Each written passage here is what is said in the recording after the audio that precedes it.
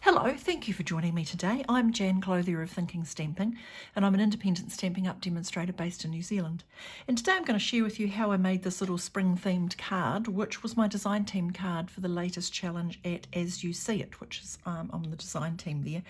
And the challenge this week was a fill in the blank, and you had to fill in the blank with my favourite thing about spring is, and for me it's blossoms and butterflies. So I'll crack on and share with you what you need to make this. Now, if you live in New Zealand and you see anything that I use today and you think that'd be a great addition to your craft room stash, you're welcome to shop with me.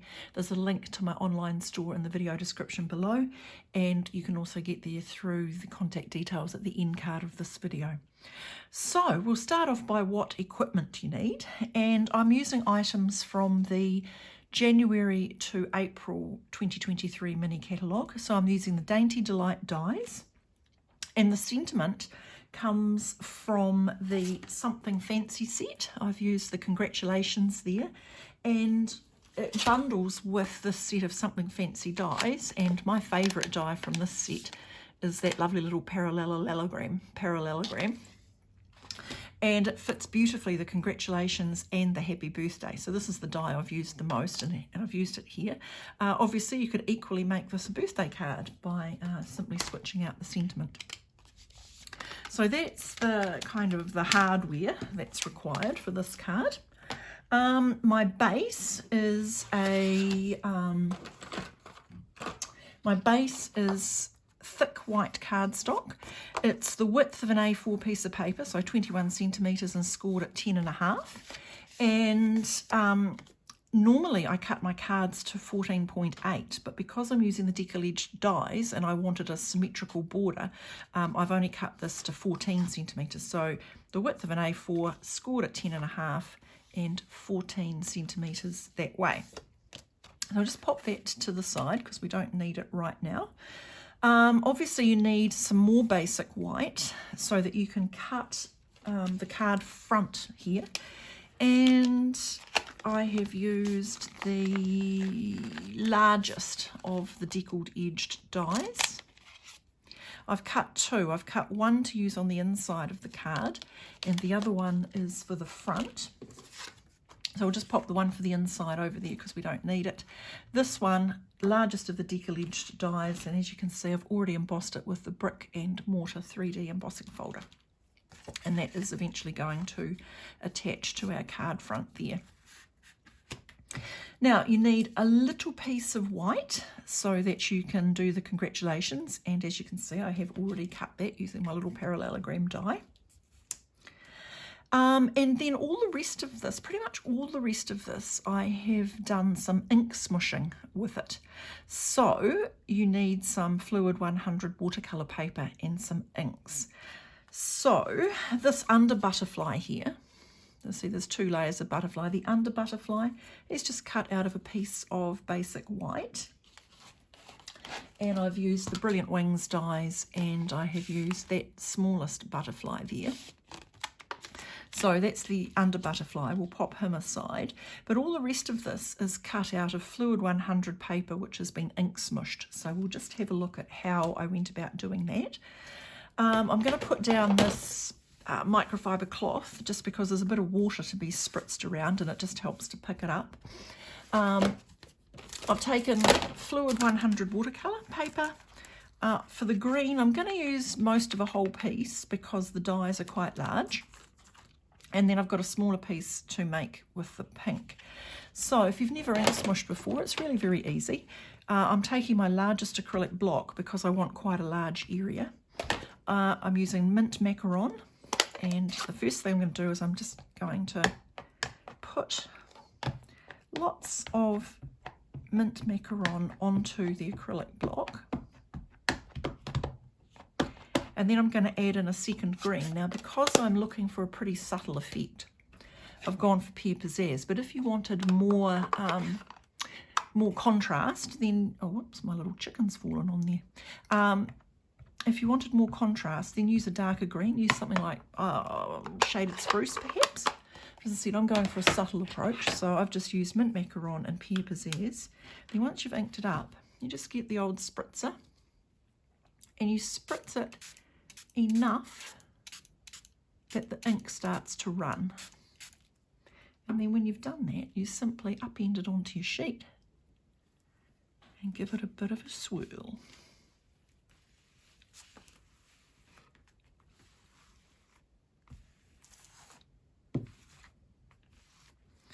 And pretty much that's it.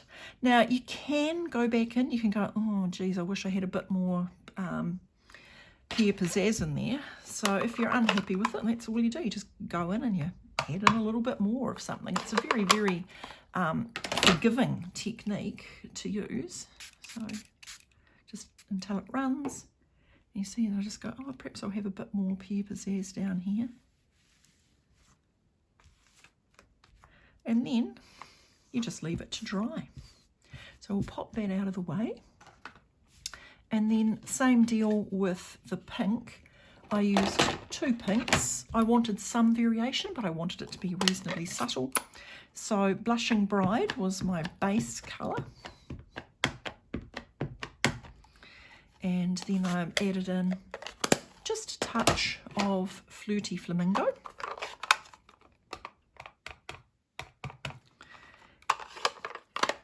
Spritzer, just hold it and spritz it until the ink starts to move, and then smoosh. And you say you can go back in as many times as you like, move it around, and then just leave it to dry. Easy.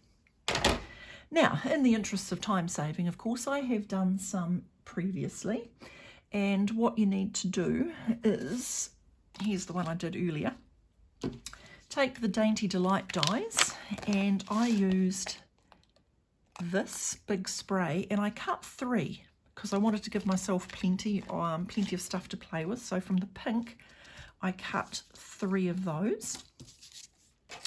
From the pinky bit, I've cut these. So another butterfly, another parallelogram from the Something Fancy dies, and the little blossoms come from this die, which in my head is actually a hollyhock.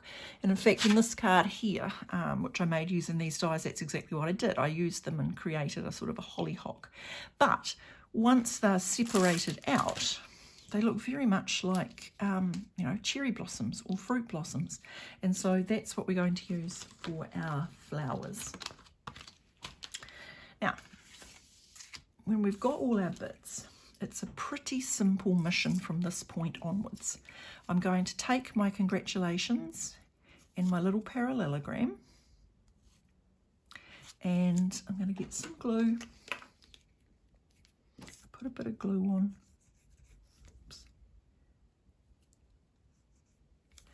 And I'm just going to layer them up.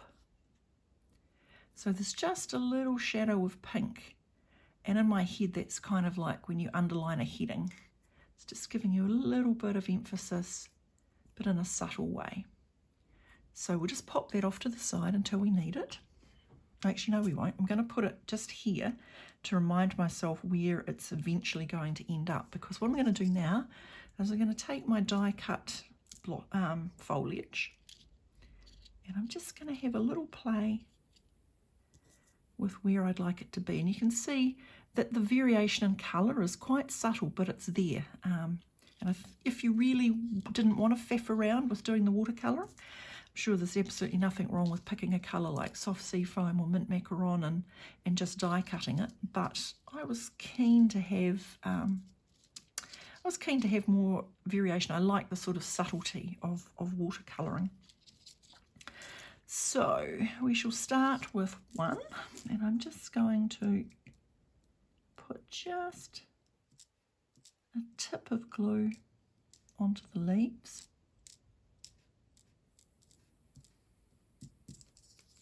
Oops. And I'm just going to loop it on. Because it's a textured surface, and this is watercolour paper, which is a bit firmer anyway, you do need to just give it a little push just to make sure it connects. Then I'm going to bring in the other one.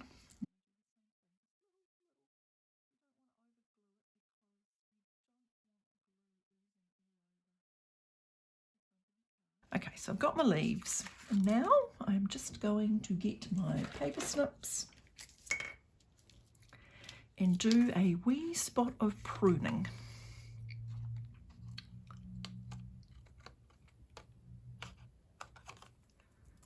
And actually it looks quite nice with that little piece just hanging up, so I think I'm going to leave that little one. Now, glue just around the outside. Because this is a textured surface, I'm probably using a little bit more glue than I normally would, and I'm going to put some through the centre as well, simply because this is a 3D embossing folder and it's pretty deeply textured. So I'll just attach that.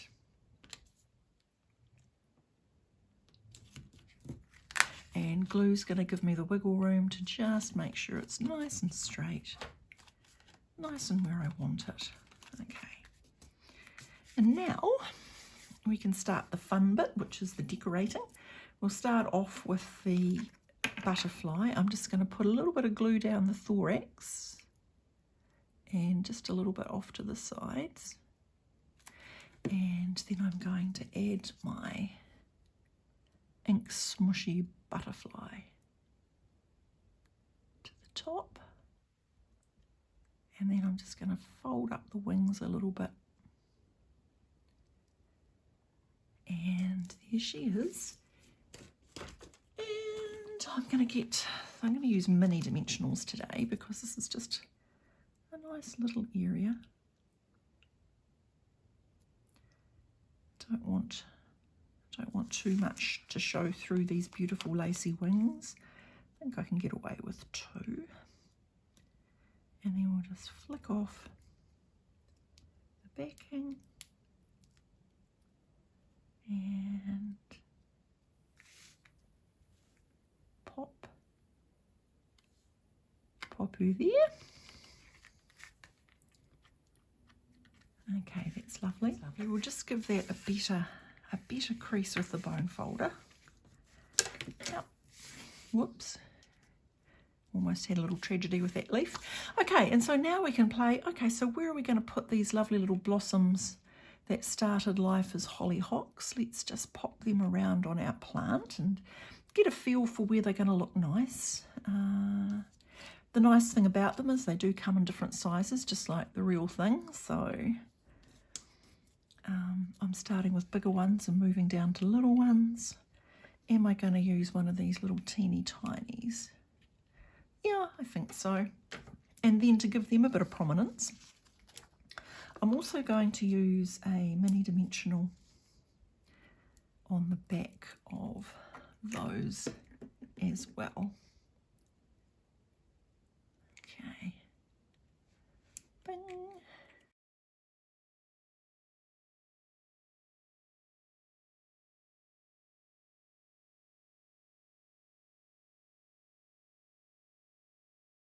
Okay, and once you've attached all of the flowers, I'm now going to go for my sentiment, which also I'm going to pop up just to give it a bit more lift. Despite the fact you know that I hate the things to sag, I'm going to be very restrained and use a mere 3 dimensionals here. And flick off the backs. And, okay. Lining it up with the grid paper, pop in my congratulations. Now, finally, a little bit of embellishment. I've chosen to use the iridescent basic pearl jewels.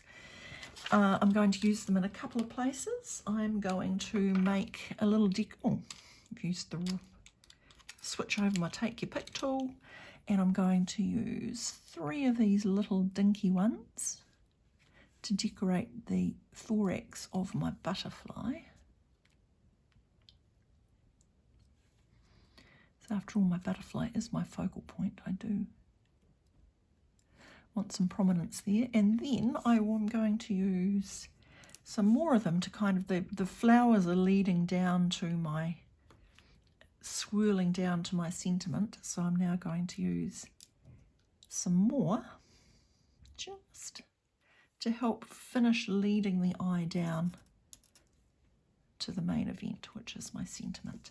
And you see, the lovely thing about these iridescent stones is they come in the large, the medium and the small, and I love it when you can have 3 different sizes. Okay, pretty much done. For the inside, I can show you what I've done already. I took from the Something Fancy set, this little saying, here's to beautiful beginnings and happily ever afters, and then I used mint macaron, and I used one of the sprays from the Dainty Delight set. I used that one just in pale mint macaron in behind it. I'm just going to attach that to the middle, and the reason, I know with thick white cardstock not everybody puts an inner into the card base, but I like to feel that my inner and my cover have got equal weight. There's something just pleasing about the front and the back being of equal weight, and I believe that they sit nicer if they do. So I'm always going to put an inner into a card if I've layered up the front. Okay, so there we have it, our ink smooshed congratulations spring themed card using the Dainty Delight bundle and the Something Fancy bundle.